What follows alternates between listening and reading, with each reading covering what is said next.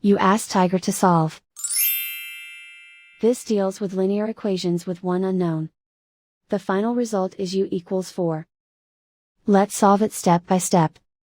Simplify the expression. Find the greatest common factor of the numerator and denominator. Factor out and cancel the greatest common factor. Swap sides.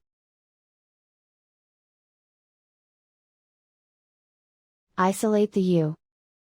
Multiply both sides by 6. Group like terms. Multiply the coefficients. Simplify the fraction. Multiply the fractions. Simplify the arithmetic. And so the final result is u equals 4.